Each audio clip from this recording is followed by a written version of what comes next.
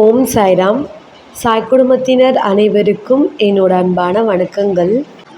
எவ்வளோ நாள் ஆச்சுல இந்த மாதிரி உங்ககிட்டலாம் பேசி இந்த மாதிரி ஒரு இன்ட்ரோ கொடுத்தே ரொம்ப நாள் ஆகுது. பிகாஸ் ரீசன்ட் டேஸாக நம்ம சேனலில் வீடியோஸ் வந்து ரெகுலராக போட முடியல. It's okay. ரீசன் என்னன்னு கேட்டிங்கன்னா, எனக்கு வந்து ஒரு நல்ல கண்டென்ட் வந்து நம்ம பொறுமையாக கொடுத்தா கூட அதை நல்லா கோத்ரூ பண்ணி உங்களுக்கு கொடுக்கணும் அப்படின்றதுக்காக தான் இவ்வளோ டேஸ் கேப் இருந்தது. கொஞ்சம் பர்சனல் விஷயமும் இருக்குது, பட் அது ஒரு சைடு இருக்கட்டும். பட் மெயினாக நான் கொடுக்குற கண்டென்ட் வந்து ஒரு நல்ல கண்டென்ட்டாக உங்களுக்கு ரீச் ஆகணும் அப்படின்ற பட்சத்தில் தான் இவ்வளோ நாள் இந்த கேப் வந்து விட்டிருந்தது. இதுக்கு நடுவுலே பார்த்திங்கன்னா ஒரு சில கமெண்ட்ஸ் வந்து வர்றது, அது வந்து நம்ம நெகட்டிவ் கமெண்ட்ஸ் எப்போவுமே இக்னோர் பண்ணுறது தான் நம்மளோட வழக்கமே. அதையும் தாண்டி ஒரு சில கமெண்ட்ஸ் வந்து அது ஒரு வார்த்தையாக இருந்தால் கூட நம்மளை மென்டலி எமோஷ்னலி அதை அட்டாக் பண்ணும்போது நம்மளால் அதை வெளியே எக்ஸ்போஸ் பண்ணாமல் இருக்க முடியல. லைக் ரீசெண்டாக ஒரு விஷயம் அப்படி தான் நடந்தது. அதனால தான் ஒரு ஷார்ட்ஸ் கூட நான் வந்து போட்டிருப்பேன். பிகாஸ் வியூஸுக்காக வீடியோ போடுறாங்க அது இதுன்னு சொல்லிட்டு சொல்கிறது எல்லாமே ரொம்ப தப்பு. ஏன் அப்படின்னா என்னோடய மோட்டிவே வியூஸ்க்காக போடுறதுன்றது கிடையாது. இதுதான் உண்மை. நான் போடுற வீடியோ 10 பேர் பார்த்தா கூட அந்த 10 பேருக்குமே நான் சொல்ல வர கண்டென்ட் வந்து அவங்களுக்கு புரிஞ்சு அவங்களுக்கு அது லைக் பண்ணி பார்க்குறாங்க இல்லையா, தட்ஸ் எனஃப். அது போதும் எனக்கு. 10 பேர் 5 பேர் கூட போதும் எனக்கு. என்னோடய மோட்டிவ் வந்து வியூஸ்க்காக கிடையாது.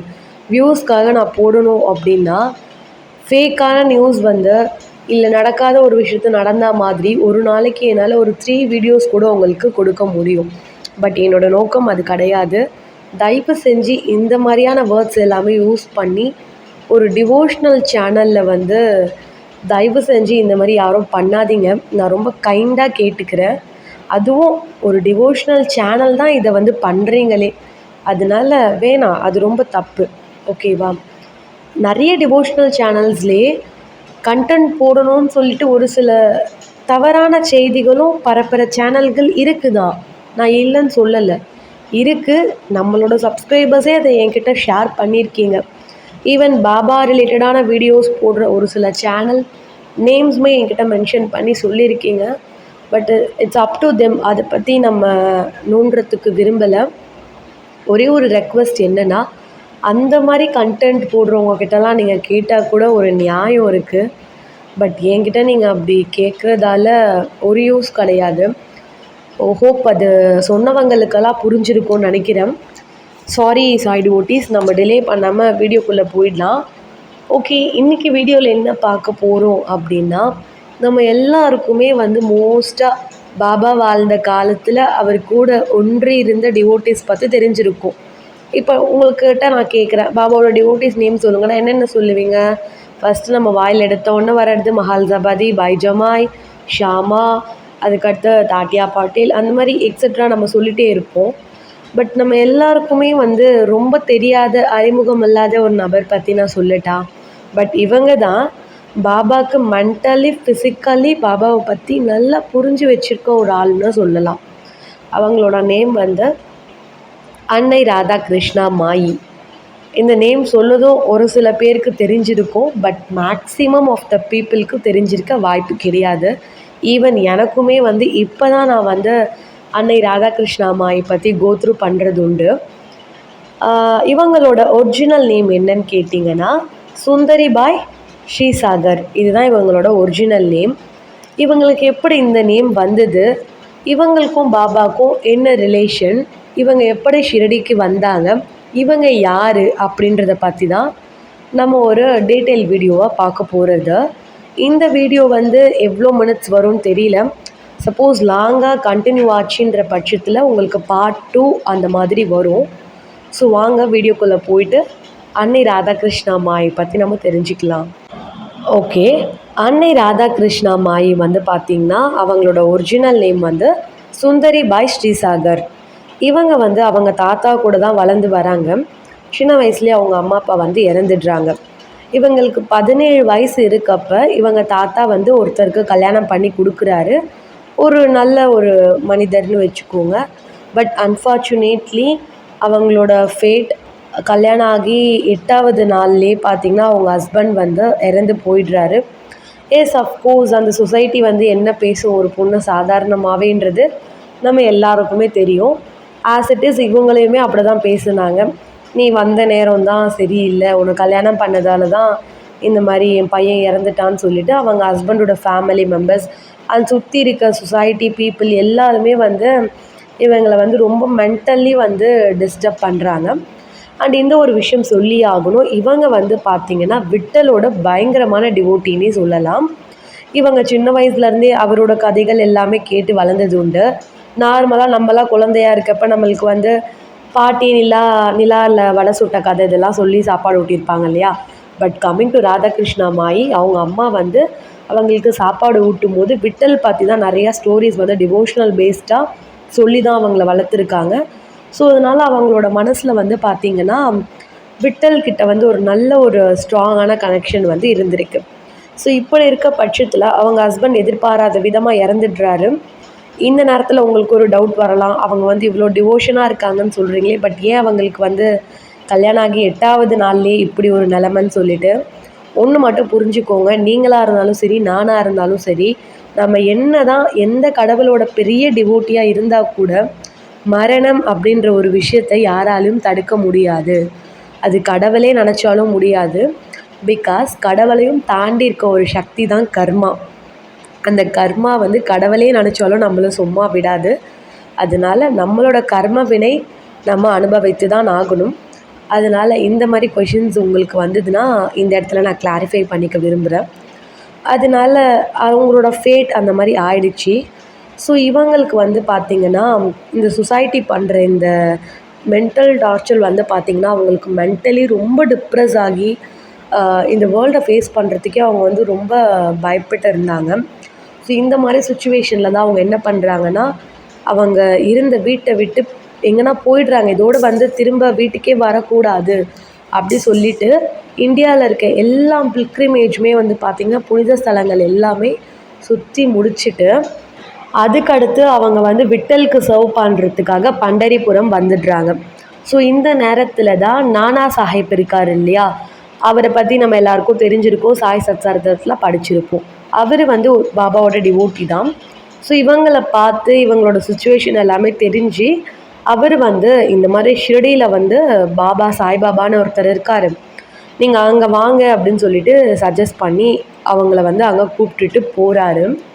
ஸோ இதுக்கு அடுத்து தான் வந்து சுவாரஸ்யமான நிறைய விஷயங்கள் வந்து இருக்குது. எல்லாமே உங்களுக்கு அடுத்தடுத்து நான் சொல்லிகிட்டே இருக்கேன், கண்டிப்பாக ஸ்கிப் பண்ணாமல் கேளுங்க, ஒரு விஷயமும் நல்லா இருக்கும். இவங்களுமே வந்து பார்த்திங்கன்னா ஓகே ஒரு நல்ல விஷயம் தானே, ஒரு பாபாவை வந்து பார்க்க போகிறது அவங்க மைண்ட் வந்து இன்சிஸ்ட் பண்ணிகிட்டே இருக்குது, அங்கே போ, அங்கே வந்து ஒருத்தர் இருக்கார், நீ அங்கே போனீன்னா யூ வில் பி ஓகே அப்படின்ற மாதிரி. ஏன்னா எல்லாமே ஞானம், அவரை பற்றி என்ன சொல்கிறது, பாபாவை பற்றி நம்மளுக்கு சொல்லவா வேணும். ஸோ நம்மளோட மைண்டில் பூந்து விளையாடுறது அவருக்கு வந்து இட்ஸ் ரொம்ப சாதாரணமான விஷயம். அதனால் வந்து அவங்களுமே வந்து பார்த்திங்கன்னா ஷிரடி போகிறதுக்கு ஆயத்தமாகறாங்க. ஸோ இதுக்கு அடுத்து அங்கே என்ன நடக்குதுன்னு சொல்லிட்டு நான் சொல்கிறேன், அது எல்லாமே நீங்கள் அப்படியே உங்களோட விஷுவலில் வந்து கற்பனை பண்ணி பார்த்துக்கோங்க. ஸோ இவங்க லாஸ்ட்டாக ஷிரடி போய் இறங்கி அந்த மண்ணை மிதித்ததுமே பார்த்திங்கன்னா அப்படியே இந்த சினாரியோ எல்லாமே அப்படியே வந்து கற்பனை பண்ணிக்கோங்க. அவங்க வந்து கரெக்டாக பொழுது போன சமயத்தில் தான் வந்து ரீச் ஆகிருக்காங்க. அப்படியே அந்த சன்செட் எல்லாமே வந்து கொஞ்சமாக டவுன் ஆகுது. அங்கே வந்து லைட்ஸ் எல்லாமே அவங்க காலடி பட்டதுமே அந்த பொழுது போயிடுச்சு, எல்லார் வீட்லேயும் விளக்கேற்றி லைட் போடுவாங்க இல்லையா, விளக்கேற்றுறது அப்படியே அந்த ஒளி வந்து அந்த ஷிரடி ஸ்ட்ரீட்ஸ் ஃபுல்லுமே வந்து வர்றது, ஒரு நிசப்தமான ஒரு காற்று, அப்படியே ஒரு மெலாடியான ஒரு ஃபீலில் வந்து இருக்குது. ஆக்சுவலி இவங்களுக்கு வந்து வர்றதுக்கு முன்னாடியே தெரிஞ்சிருது, நம்ம பார்க்க போகிற இருக்க ஒரு ஆள் இருக்கார் இல்லையா சாய்பாபான்ற பேரில், is not a normal man. அவர் வந்து ஒரு நார்மலான ஒரு மனுஷன் கிடையாது. அவர் வந்து எவ்வளோ பெரிய ஞானி அப்படின்றத இவங்க போகிறதுக்கு முன்னாடி இவங்க வந்து உணர்ந்துட்டுருக்காங்க அவங்களோட ஞான அறிவால். As because she is a devotee of Vitthal. Vitthal யார் அப்படின்னா கிருஷ்ணரோட இன்னொரு அவதாரம் அப்படின்னே சொல்லலாம். ஸோ அவங்க வந்து எப்படி போகிறாங்கன்னா ஒயிட் கலரில் saree ஃபுல்லாக போட்டுட்ருக்காங்க. அவங்களோட ஃபிசிக்கல் அப்பியரன்ஸை பற்றி எப்படி போர்ட்ரே பண்ணுறாங்க பாருங்கள். ஒயிட் கலரில் saree போட்டிருக்காங்க. ஸோ ஷோல்டரில் வந்து ஒரு பேக் மாதிரி வச்சுருக்காங்க. அண்ட் துளசி இருக்கு இல்லையா, துளசி என்னோட பேர் தான். ஸோ துளசியில் மேடான பேங்கிள்ஸ் அண்ட் மாலா கார்லாண்ட் மாதிரி போட்டிருக்காங்க. ஸோ போட்டுட்டு அவங்க என்ன பண்ணுறாங்க அப்படின்னா, தலையில் கூட வந்து முக்காடு மாதிரி தான் போட்டிருக்காங்க. அவங்களோட என்ன சொல்கிறது, அவங்க ஃபேஸே வந்து நல்லா கவர் ஆகிருக்கு. அவங்க அப்படியே குனிஞ்சிக்கிட்டே கரெக்டாக பாபா வந்து துவாரகா மாயில் உட்காந்துட்ருக்காரு மஸ்ஜித் நியரில். அங்கே அப்படியே போயிட்டு பாபாவோட ஃபேஸை கூட அவங்க திறந்து பார்க்காம பாபாவோட காலை பார்த்தா போல் அவங்களோட அந்த துணி பையிலேருந்து ஒரு சிலையை கொண்டு வைக்கிறாங்க. அது என்ன சிலைனா ராதாகிருஷ்ணாவோட சிலை. அதை வச்சுட்டு அவங்க வந்து ஒரு பாட்டு பாடுறாங்க இறைவனை பற்றி, விட்டலை பற்றி பாடிட்டு தன்னோட பெயின், அவங்க ஃபேஸ் பண்ணி வந்த பெயின் எல்லாமே வந்து பார்த்திங்கன்னா பாட்டு மூலயமா ஷி வாஸ் எக்ஸ்போசிங். அது எல்லாமே கேட்கும் போதே பாபாவுக்கு வந்து தெரிஞ்சிடுறது. பாபாவுக்கு வந்து யாரோ ஒரு பெண்மணி இங்கே வர போகிறாங்கன்றது ஃபஸ்ட்டே தெரியும். அவர் தான் வந்து எல்லாமே தெரிஞ்சவராச்சுங்க. நெக்ஸ்ட்டு என்ன நடக்க போகுது, என்ன அணு அசைய போகுது அப்படின்றத கூட சொடுக்கு போடுற நொடியில் கண்டுபிடிக்கிறவர். தெரியாமையா இருக்கும்? Baba knows everything. அவங்க என்ன நிலமையில் இருக்காங்க, அவங்களுக்கு என்ன ஆச்சு, ஆஸ் பர் கர்மா எல்லாமே அவருக்கு தெரியும். அவங்களுமே அதை வந்து சொல்கிறாங்க பாட்டு மூலயமா. ஸோ இதெல்லாமே கேட்டுட்டு பாபா என்ன சொல்கிறாருன்னா, ஜஸ்ட் கோ, நீங்கள் போய் என்ன பண்ணுங்கன்னா சாலா இஸ் ஸ்கூல், ஷாவடிக்கும் துவாரகா மாய்க்கும் நடுவில் இருக்கும். அது வந்து இப்போ வேக்கண்ட்டில் இருக்குது. அங்கே போய் வந்து இருக்க சொல்கிறாரு பாபா. இவங்களுமே வந்து பார்த்திங்கன்னா அங்கே இருந்து நிறைய விஷயங்களை வந்து போதிக்கிறாங்க. அவங்களோட வீடு வந்து எப்படி இருக்கும்னு பார்த்தீங்கன்னா, அங்கே ராதாகிருஷ்ணா மாய் ஷிரடியில் தங்குற வீடு வந்து ஒரு சின்ன வீடு, குசுவலை போட்ட மாதிரி ஒரு பெட்டு, கரெக்டாக 9 இன்ச்சு அளவு உள்ள ஒரு ராதாகிருஷ்ணா சிலை வந்து வச்சுருக்காங்க. அந்த ராதாகிருஷ்ணா சிலை அவங்க எங்கே போனாலுமே அதை கையோடு கொண்டு தான் போவாங்களாமா. அது மட்டும் இல்லாமல் பாபாவுக்கு வந்து காலையில் பிரேக்ஃபாஸ்ட் வந்து இவங்க தான் ரெடி பண்ணி கொடுக்கறத வழக்கமாக வச்சுருந்துருக்காங்க இவங்க வந்ததுலேருந்து. அது மட்டும் இல்லாமல் பாபா வந்து அவருக்கு வர பிரசாத் ரொட்டி எல்லாமே தருவாங்க இல்லையா பாபாவுக்கு தீட்சையில், அது எல்லாமே வந்து அவங்களுக்கு பாபா கொடுத்து அனுப்புறது உண்டு. ஒரு சில சமயம் பாபா சாப்பிட்டு வச்ச மிச்சத்தையே வந்து ராதாகிருஷ்ணா மாய் வந்து சாப்பிடுவாங்க. அதை சாப்பிட்றது வந்து ஒரு வரம் அப்படின்னு நினச்சி அவங்க வந்து அதை சொல்லியுமே இருக்காங்க. ஏன்னா பாபா யார், அவரோட மகிமை என்னன்னு சொல்லிட்டு ஷி நோஸ் வெல், அவங்களுக்கு வந்து நல்லாவே தெரிஞ்சிருக்கு. ஏன்னா அவங்களுமே வந்து பார்த்திங்கன்னா ஒரு அவங்களோட சவுல் இருக்குது இல்லையா, ஐ டோன்ட் நோ ஃபிசிக்கலி வந்து அவங்க வந்து ஒரு பெண்மணியாக இருந்தாலுமே அவங்களோட சவுல் வந்து அந்த தெய்வீக சக்தி கூட வந்து பார்த்திங்கன்னா நல்லாவே கனெக்ட் ஆகிறது. ஏன்னா சின்ன வயசுலேருந்தே வந்து பார்த்திங்கன்னா விட்டலோட கதைகளை கேட்குறதாகட்டும், அவரோட போதனைகள் எல்லாமே அவங்க உள் வாங்குறதாகட்டும், அவங்க எடுத்த பிறவியே வந்து பார்த்திங்கன்னா அவங்களோட கர்மா இதுபடிலாம் நடக்கணுன்றது இருந்திருக்கு. பட் இந்த மாதிரி தெய்வத்துக்கு தொண்டு செய்கிறதுக்காக தான் அவங்களோட பிறவியே எடுத்தது, எஸ்பெஷலி ஃபார் பாபா. அதனால் இவங்க வந்து பார்த்திங்கன்னா பாபாவுக்கு வழக்கமாக இதெல்லாம் செஞ்சு கொடுக்குறது, அப்புறம் பாபா தங்கிட்டு இருக்க துவாரகமாயி மஸ்ஜித் எல்லாமே க்ளீன் பண்ணி கூட்டி பெருக்கிறது. அது மட்டும் இல்லாமல் பாபா எங்கெல்லாம் நடந்து போகிறாரோ அந்த இடத்துல எல்லாமே வந்து அவங்க கூட்டி பெருக்கிறத வந்து ஒரு வழக்கமாக வச்சுருந்துருக்காங்க. இன்றைக்குமே பார்த்திங்கன்னா துவாரகா மாயில் ஷிரடி கீழே துவாரகா மாயில் இயர்லி மார்னிங் 3 o'clock நம்மளுக்குமே வந்து பார்த்திங்கன்னா அந்த ஒரு வரமான ஒரு விஷயம் வந்து நம்மளுக்கு கிடைக்கும். அங்கே போய் நீங்கள் வந்து பாபாவுக்கு எதனா சர்வீஸ் பண்ணணும்னு நினைக்கிறீங்கன்னா நீங்கள் வந்து அங்கே பெருக்க செய்யலாம். ஸோ அப்போ நம்ம பெருக்கும் போது நம்ம வந்து நம்மளே வந்து ராதாகிருஷ்ணா மாயாக வந்து நம்ம வந்து உணர்ந்துட்டு அதை பண்ணணும். பாபா வந்து நம்மளை அப்படி தான் பார்ப்பார்.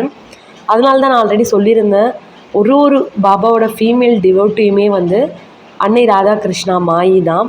நான் சொல்கிறது ட்ரூ டிவோஷன். என்னென்னா தன்னோட வாழ்க்கையே வந்து ஃபுல்லாக டிவோஷனுக்காக வந்து அர்ப்பணித்தவங்க தான் அவங்க. பட் இந்த காலகட்டத்தில் நம்மளால் அந்த மாதிரிலாம் பண்ண முடியுமான்னு தெரியல. பட் பாபாவுக்கு உண்மையாக இருக்கலாம், அண்டு அவரோட பேரை வந்து கெடாத மாதிரி நடந்துக்கலாம். அது ஒன்று பண்ணாலே நம்ம போதும். நம்ம எல்லாருமே வந்து பாபாவோட பார்வையில் அன்னை ராதாகிருஷ்ணா மாயி தான். ஸோ இப்படி தான் இருந்துகிட்ருக்கு. ஸோ இதுக்கடுத்து என்னெல்லாம் நடக்குதுன்றத நெக்ஸ்ட் பார்ட்டில் நம்ம பார்க்கலாம். அண்ட் இந்த வீடியோ எப்படி இருக்குன்னு மறக்காமல் கமெண்ட்டில் சொல்லுங்கள். மறக்காமல் நம்ம சேனலை சப்ஸ்கிரைப் பண்ணி வச்சுக்கோங்க. அப்போ தான் நான் போடுற வீடியோஸ் உங்களுக்கு ரெகுலராக நோட்டிஃபிகேஷனில் வரும். நெக்ஸ்ட் வீடியோவில் பார்க்கலாம். பாய்.